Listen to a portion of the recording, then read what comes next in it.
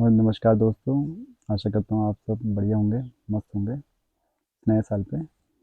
तो आज हम बात करने वाले हैं कि हम कभी-कभी बच्चे कन्फ्यूज़ होते हैं कि हम कैसे करियर को चूज़ करें, या हम पढ़ाई का क्या बेनिफिट है, या हम अपनी वैल्यू कैसे पता लगाएँ कि हमारी वैल्यू है क्या? क्योंकि वैल्यू के हिसाब से हम अपना करियर को चूज़ कर पाते हैं। तो आज मैं आपको एक स्टोरी बताने वाला हूँ, उस स्टोरी के बाद हम डिस्कस करेंगे कि आखिर हमारी पढ़ाई क्यों इम्पोर्टेंट है और हम कैसे अपनी वैल्यू को पता लगाएँ, चाहे पढ़ाई हो चाहे कोई और फ़ील्ड हो। तो एक बार क्या होता है कि एक बेटा होता है, वो अपने पापा से पूछता है, बहुत पुरानी बात है, तो कि पिताजी पिताजी मैं अपनी वैल्यू पता करना चाहता हूँ कि मेरी वैल्यू है क्या, तो मैं कैसे पता करूँ। तो वो कहते हैं कि वो एक बक्सा खोलते हैं, पुराना सा बक्सा होता है, और एक पत्थर निकालते हैं उसमें से, और उस कहते हैं कि बेटा जा इस पत्थर को लेके जा, और पहले जाना रोड साइड मार्केट में। आज आप रोड साइड मार्केट में जाना और वहाँ पता करना कि इस पत्थर की पत्थर कितने में लेंगे आप, लेकिन उसको बेचना मत, उसको वापस ले आना। तो बेटा बिल्कुल यही करता है, और वो जाता है मार्केट, और रोड साइड मार्केट मतलब जो रोड के किनारे रहती है, और वहाँ वो पत्थर को बेचने की कोशिश करता है। तो पहले तो उसे कोई ग्राहक मिलता ही नहीं, बाद में एक ग्राहक मिलता है, कहता है ये पत्थर तो अच्छा लग रहा है दिखने में, तो इस पत्थर के मैं आपको 100 रुपये दे दूँगी। तो बेटा कहता है ठीक है, लेकिन मैं इसको बेच नहीं रहा हूँ, 100 रुपये में मैं नहीं बेचूंगा। तो वो ऐसा कह के उस पत्थर को लेके वापस आ जाता है। फिर वो अपने पापा को ये वाली बात बताता है कि पापा पापा ये पत्थर मेरा, इस पत्थर का वैल्यू लगी आज 100 रुपये। तो एक एक आंटी थी, वो मुझे 100 रुपये देने को तैयार हो गई। कहता ठीक है बेटा, तूने अच्छा करा, बेचना नहीं है इसको, याद रखना। कहते हैं कि अगले अब आज सो जाओ आप, अब कल कल सेम चीज़ आप करना, इस बार जाना आप परमानेंट मार्केट में, जो हमारी मार्केट होती है शहरों में। तो बेटा ऐसे ही करता है, रात भर सो जाता है, लेकिन दिमाग में चल रहा होता है कि पापा ऐसा क्यों बोल रहे हैं, कभी रोड साइड मार्केट कभी वहाँ। तो वो दूसरे दिन यही करता है, जाता है और मार्केट में चले जाता है, और सारी दुकानों से पूछता है क्या ये पत्थर लेंगे, क्या पत्थर लेंगे। तो एक दुकानदार पत्थर को लेने के लिए तैयार हो जाता है, कहता है हाँ ठीक है मैं लूँगा, लेकिन मैं इसको आपको 1000 रुपये दूंगा बस। वो कहता है कल 100 रुपये, आज 1000 रुपये, ये तो बहुत अच्छा हो गया, लेकिन पापा ने कहा था कि बेचना मत।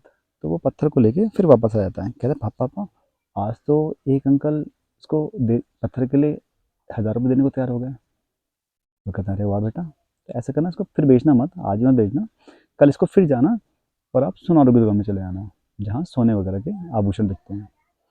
बच्चा फिर सो जाता है और दूसरे दिन सुबह उठता है और वो निकल जाता है सुनारों के पास।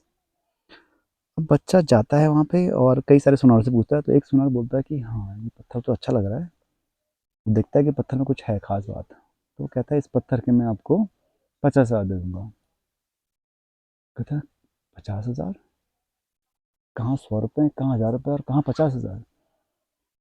अब बच्चा कहता है, अब बच्चा क्यों, पापा ने कहा था कि बेचना नहीं है उसको, तो वो पत्थर को वापस ले आता है और अपने पापा को बताता है पापा पापा आज तो इस पत्थर के 50,000 रुपये देने को तैयार हो गया सुनार। अब कहते हैं बेटा अब ऐसा करना, इस पत्थर को लेके आप जाना डायमंड शॉप्स की मार्केट में। अच्छा कहता है ठीक है पिताजी, कल चले जाऊँगा मैं कल। तो जैसे कल दूसरे दिन सुबह उठता है और वो डायमंड शॉप्स के उनको पत्थर को बेचने के लिए बोलता है कि भाई पत्थर लोगे, आप ये वाला पत्थर स्टोन।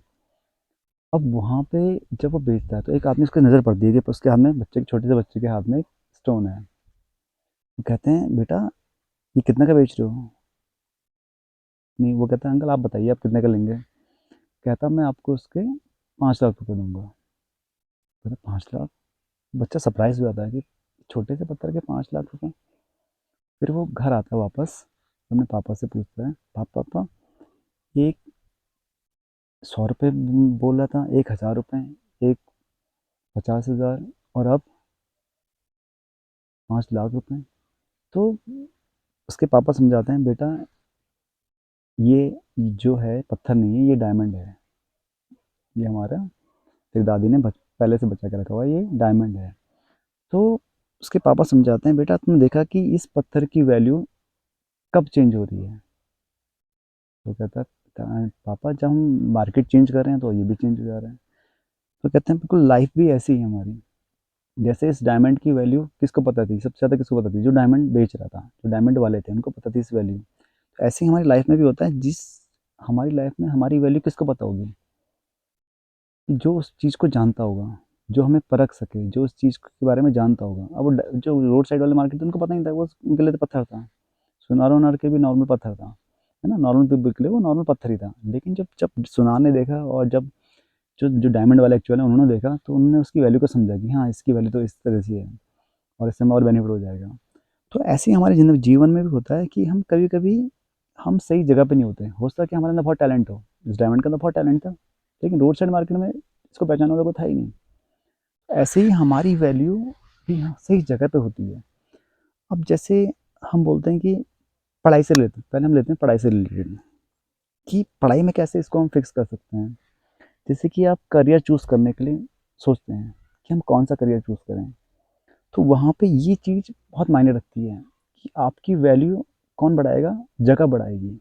आपने सुना होगा, प्लेसमेंट का नाम सुना होगा कि हमारा प्लेसमेंट, कि इस कॉलेज का प्लेसमेंट बहुत बढ़िया है, गवर्नमेंट कॉलेज का प्लेसमेंट बहुत बढ़िया है, या जो कॉलेज हमारे मेट्रो सिटीज़ में उनका प्लेसमेंट बहुत बढ़िया रहता है। तो प्लेसमेंट का मतलब यही है कि वो जगह बढ़िया है। कॉलेज बढ़िया हो ना हो, क्योंकि सरकारी में 12th तक तो कोई पढ़ता ही नहीं है, उसके बाद सब सरकारी में जाना चाहते हैं। तो कहने का मतलब यही है कि जगह से वैल्यू बनती है, उस जगह से, क्योंकि प्लेसमेंट वहाँ कंपनियाँ आती है, अलग-अलग कंपनियाँ आएँगी, बड़ी-बड़ी कंपनियाँ आएँगी, विदेशी कंपनियाँ आएँगी, तो वहाँ से वैल्यू बनना स्टार्ट हो जाती है। तो पढ़ना इसलिए इम्पोर्टेंट है कि हमें उस जगह से पहुँचने के लिए हमें पहले कॉम्पिटिशन क्लियर करना पड़ेगा, और कॉम्पिटिशन क्लियर करेंगे तो हमें वो जगह मिलेगी, नहीं तो हमें छोटे-मोटे कॉलेज मिलेंगे, छोटी-मोटी जगह मिलेंगी। छोटे-मोटे कॉलेज में क्या होगा, फिर प्लेसमेंट नहीं होगा, फिर वही आप रोड साइड मार्केट में पहुँच गए। तो अगर आप डायमंड शॉप में जाना चाहते हो तो अपने आप को बिल्कुल शार्प बनाना पड़ेगा, उस कॉम्पिटिशन लेवल तक हमें पढ़ना पड़ेगा, और फिर जाके हमें वो अच्छे कॉलेज मिलेंगे, और अच्छे कॉलेज मिलेंगे तो आपको पता है वो डायमंड की वैल्यू जानते हैं। हमने देखा भी, वो कई सारे बच्चों को मिलती हैं, कई के लाखों के पैकेज मिलते हैं। तो वो तभी है जब जगह है।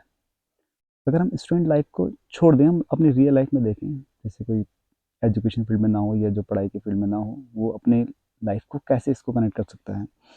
देखिए, ऐसा होता है कि हमारे अंदर डिफरेंट डिफरेंट टैलेंट होता है। हर किसी के अंदर भगवान ने कुछ ना कुछ टैलेंट दिया है।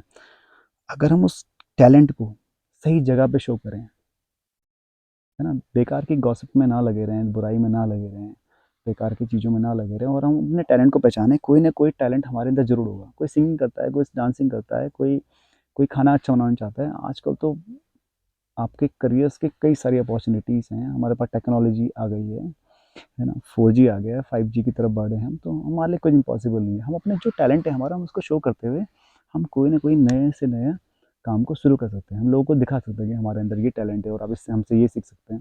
मतलब सिखाना, एक स्किल डेवलप करना भी एक जॉब है, एक करियर है। और आज देख ही रहे हैं हम, कई सारे हो गए हैं, कई सारे लोग हो गए हैं जो नई-नई जॉब्स को इन्वेंट कर रहे हैं और उसको एक एज़ अ करियर उसको चूज़ कर रहे हैं।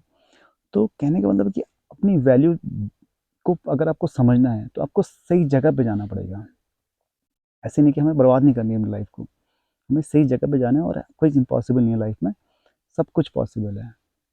पहले कभी किसी ने सोचा नहीं होगा कि हम वीडियो कॉल कर पाएँगे, किसी ने नहीं सोचा था। कभी किसी ज़माने में ऐसा भी रहा होगा कि किसी ने ये भी नहीं सोचा होगा कि हम एक-दूसरे से कॉल कर पाएँगे। तो अमेरिका में बैठा है, कोई यहाँ बैठा है और हम कॉल कर रहे हैं और लाइव बात हो रही है। तो ये सब पॉसिबल हुआ है। क्यों है? क्योंकि हमारे अंदर विल पावर थी, हमारे अंदर होप थी कि ऐसा होता है। पुराने ज़माने में भी, भगवान के ज़माने में भी होता था कि एक जगह मन से बातें करते थे। आज आपने देखा होगा कई सारे लोग हैं ऐसे जो दूसरे के मन को पढ़ लेते हैं, दूसरे के मन में क्या चल रहा है। तो ये स्किल्स हैं, और ये स्किल्स हमें खोजनी पड़ेंगी। हमें अपने आप में जाना पड़ेगा, हमें अपने अंदर घुसना पड़ेगा, हमें अपने आप को पहचानना पड़ेगा। हो सकता है कि हम यहाँ बैठे हों और हम सोचें और हम कहीं और पहुँच जाएँ, क्यों नहीं हो सकता? जब हम किसी के मन की बातें जान सकते हैं, तो ये भी पॉसिबल हो सकता है। मुझे लग रहा है आने वाले सालों में ये भी पॉसिबल होगा कि हम फिज़िकली भी एक जगह से दूसरी जगह जा पाएँगे विदिन द सेकंड। तो कुल मिला के कहने का मतलब यही है कि हमें अपनी वैल्यू को बनाने के लिए हमें उस अच्छी जगह पे जाना पड़ेगा, और उस जगह पे पहुँचने के लिए बिल्कुल सही है कि हमें हार्ड वर्क करना पड़ेगा, मेहनत करनी पड़ेगी, स्मार्ट वर्क करना पड़ेगा, टेक्नोलॉजी को इन्वॉल्व करना पड़ेगा, क्योंकि टेक्नोलॉजी की हेल्प से हमारी रीच बढ़ जाती है। जहाँ हम 1 आदमी, 2 आदमी, 3 आदमी से कनेक्ट होते हैं, वहाँ हम हज़ारों, लाखों आदमी से कनेक्ट हो सकते हैं, और हर किसी के अंदर कोई ना कोई टैलेंट होता है।